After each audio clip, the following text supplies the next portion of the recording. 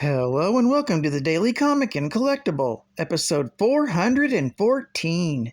Now today, the collectible of the day is the Toybiz Toys, Marvel Comics, Fantastic Four series, Power Punch Action, Namor action figure.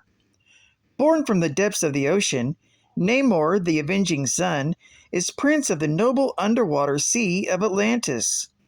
The hybrid offspring of a human and an Atlantean, Namor's quest for adventure brought him into contact with the surface world and its inhabitants. Although sometimes at odds with the actions and agendas of the land dwellers, the submariner often lent his incredible strength and exalted heroism towards the fight for justice and humanity. This 5-inch scale action figure of Namor the Submariner is highly detailed and hand-painted with a comic and animated series style design. This Namor figure looks like the animated character from the Marvel Animated Action Hour, as featured with the Fantastic Four. Figure comes with 7 points of articulation for added posing and play, and includes his undersea trident and shield. Also includes Namor's Power Punch Action. Just press the button on his back to throw a punch. This vintage figure was released in 1995 by Toybiz Toys. Now, the comic of the day is The Defenders, Volume 1, issue number 83, with a cover date of May 1980, with story by Ed Hannigan, art by Don Perlin, and cover by Rich Butler and Joe Rubenstein. This issue is titled End of the Tunnel. The story opens with Doctor Strange rejoining his body from the astral plane. He finds his friend and fellow sorcerer, Zeus, dead. Meanwhile, Namor and Eroica have found Hulk, who is controlled by the Unnameable, but is frozen in a mystic globe. They've defeated Titnedion, but they must still defeat his superior, the Unnameable. Strange finds them and shows them Zeus's body. The Defenders and Eroica try to rouse the crowd, but they aren't sure if they'll like their new political situation in Tunnel World any better than the old one, since they're unused to freedom. Patsy and Val go shopping as a way to relieve stress and bond. Patsy brings up her mom again, and Val asks why she keeps bringing her up. But they're once again interrupted, this time by a robbery. Val and Patsy stop the thieves, but Val notices that Patsy was able to perform an impressive acrobatic feat without her Hellcat costume. Up until now, they had believed that the costume was the source of her agility.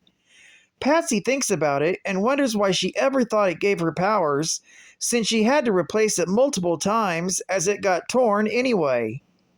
Meanwhile, back in Tunnel World, the Defenders take Zeus's body back to the end of the tunnel for burial. However, the Unnameable attacks them with a storm, and Titnedion also escapes. That is when Doctor Strange transports himself, Titnedion, Submariner, and Eroica into the Orb of Omimnon to do battle against the Unnameable. They end up fighting through the Hulk's subconscious, through the conjuring of every foe Hulk has battled, the Hulk himself, and Titnedion as well. Doctor Strange draws the Unnameable into a mental combat.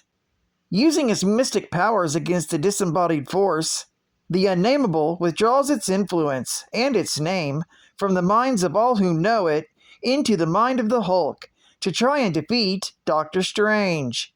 However, Strange proves to be the victor, trapping the Unnameable in the Hulk's mind and using his mystic powers to surgically sever the portion of Hulk's brain with the Unnameable's power from the rest of his mind. With the Unnameable finally defeated, Strange releases everyone from the orb. Meanwhile, Titnedion, distraught, falls off a cliff and dies. This was the end of the Tunnel World saga. Geek Fact: This story centers around the unknowable. It's the first time the central adversary is never seen, never says a word, and whose very name is either unknown or kept a secret.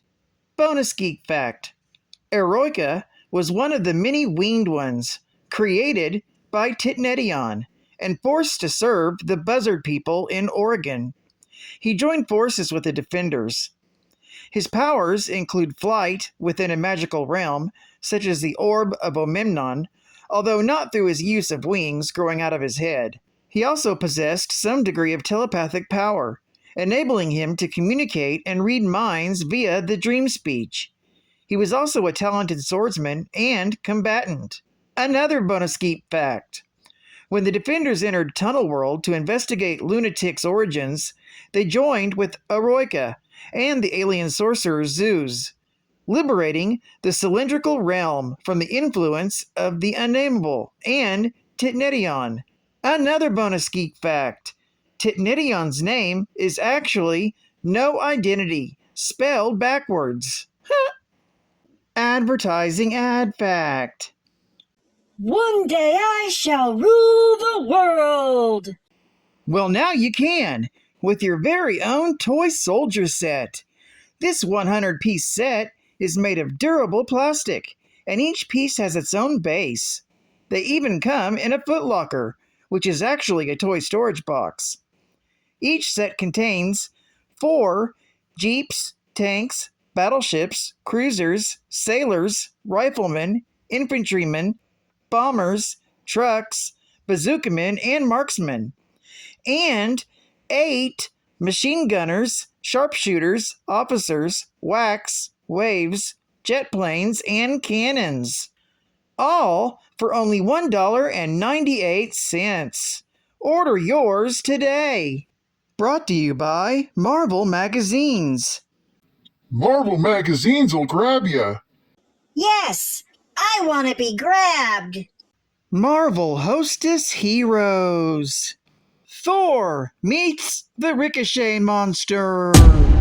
Thy malevolent masters from the outer space hath made thee strong, Ricochet, but not thou dost face the god of the living lightning. Oof! Thou art truly well named. Thou dost turn my own strength against me. What I hurl at thee thou returnest. If thee proceed in the fashion, we gain naught but a checkmate. Therefore, I will hurl at thee something thou wilt absorb, and keep unto thyself. Hostess fruit pies, apple and cherry. Thy evil masters made thee a creature of force, but knew nothing of the goodness of hostess fruit pies. In truth, thou'st will keep light, tender crust, and real fruit filling for thyself. Mine mallet sends thee back whence thou came, and perhaps thy masters shall fall under the spell of the hostess fruit pies. You get a big delight in every bite of Hostess fruit pies. And final geek fact: the Defenders are a set of superhero groups with rotating membership appearing in American comic books published by Marvel Comics. They're usually presented as a non-team of individualistic outsiders who in their prior adventures are known for following their own agendas. The team often battle mystic and supernatural threats. Its original incarnation was led by Doctor Strange and included Hulk and Namor, and eventually Silver Surfer.